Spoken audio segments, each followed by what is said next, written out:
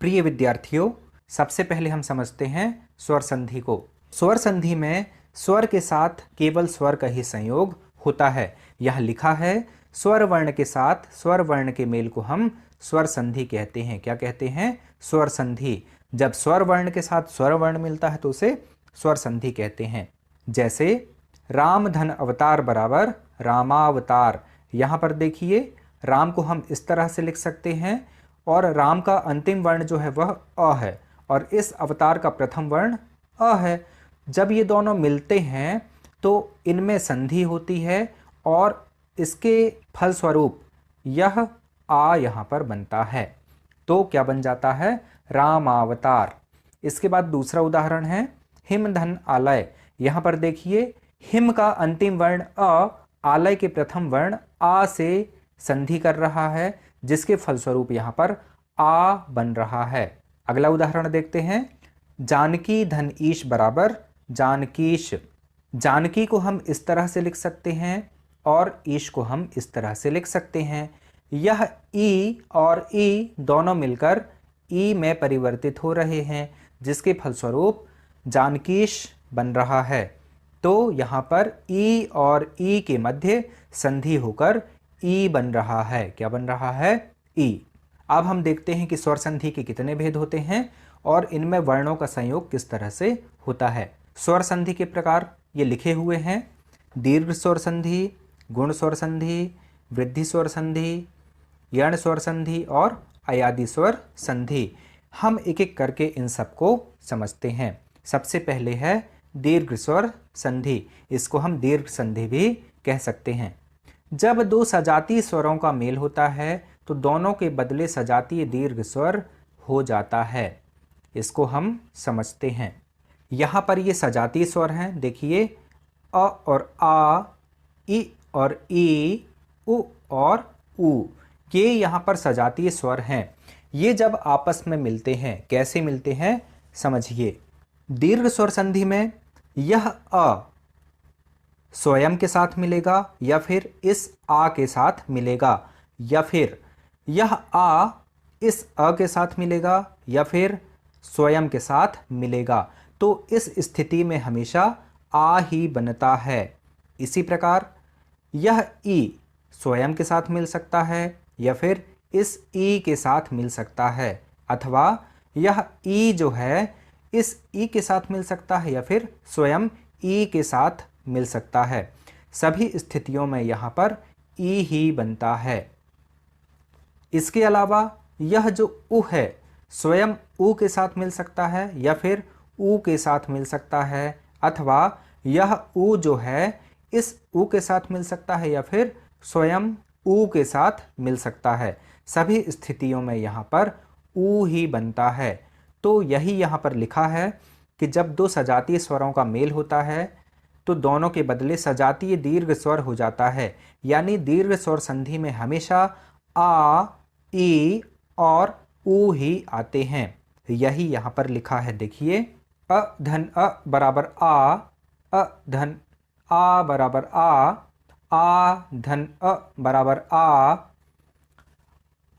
धन आ बराबर आ, इ धन ई बराबर ई धन ई बराबर ई धन ई बराबर ई धन ई बराबर ई, उ धन उ बराबर उ धन उ बराबर उ धन उ बराबर उ धन उ बराबर उ। तो हम यहाँ पर देख रहे हैं कि सभी स्थितियों में दीर्घ स्वर निर्मित हो रहा है, आ, ई और उ। तो जब ऐसा होता है दीर्घ स्वर संधि होती है। दीर्घ से ही स्पष्ट है कि दीर्घ स्वर यहाँ पर बनते हैं। जैसे यहाँ पर आ, ई और उ। हम इनके उदाहरण देखते हैं। अ और अ का जब संयोग होता है तब आ बनता है। इसका उदाहरण है देव धन अर्चन बराबर देवार्चन। देव को हम ऐसा लिख सकते हैं और अर्चन को हमने ऐसा ही रहने दिया है। यह अ जो है इस अ के साथ यहाँ पर मिल रहा है, जिसके फलस्वरूप यहाँ पर आ बन रहा है। आप देख पा रहे हैं कि यहाँ पर अ और अ के संयोग से आ बन रहा है। ठीक है, तो यहाँ पर दीर्घ स्वर संधि है। अगला उदाहरण देखते हैं। अ और आ का संयोग नव धन आगत बराबर नवागत। अ धन आ बराबर आ। इसके बाद आ और अ का संयोग से आ बनना। आ धन अ बराबर आ। विद्या धन अर्थी बराबर विद्यार्थी। इसके बाद अगला उदाहरण आ और आ के संयोग से आ बनता है। विद्या धन आलय बराबर विद्यालय। आ धन आ बराबर आ। कवि धन इंद्र बराबर कवींद्र। यहाँ पर ई और ई मिलकर ई बना रहे हैं। अगला उदाहरण हरि धन ईश बराबर हरीश। ई धन ई बराबर ई। आप देख पा रहे हैं कि किस तरह से यहाँ पर स्वर स्वर के साथ मिल रहा है। इसके बाद ई धन ई बराबर ई। लक्ष्मी धन इच्छा बराबर लक्ष्मीच्छा। ई, ये ई की मात्रा यहाँ पर लगी हुई है और ई, ये दोनों मिलकर ई बना रहे हैं। रजनी धन ईश बराबर रजनीश। ई धन ई बराबर ई। भानु धन उदय बराबर भानुदय। उ धन उ बराबर उ। धातु धन ऊष्मा बराबर धातुष्मा। इसी तरह उ धन उ बराबर उ। भू धन उत्सर्ग बराबर भूत्सर्ग। भू धन ऊर्जा बराबर भूर्जा। तो यहाँ पर हमने देखा कि जब दो सजातीय स्वरों का मेल होता है तो दोनों के बदले सजातीय दीर्घ हो जाता है, यानी हर स्थिति में आ बनता है या फिर ई बनता है या फिर ऊ बनता है। तो जहाँ कहीं भी ऐसा हो वहाँ पर दीर्घ स्वर संधि होती है। हमने अभी दीर्घ स्वर संधि के नियम को देखा।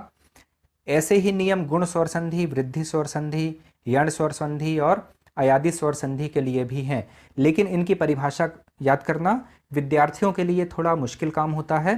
तो इसके लिए हर संधि की परिभाषा के साथ इनको समझने के लिए आपको ट्रिक बताते जाते हैं। इन ट्रिक के माध्यम से हम स्वर संधि के प्रकारों को और उनके उदाहरणों की पहचान अच्छी तरह से कर सकते हैं।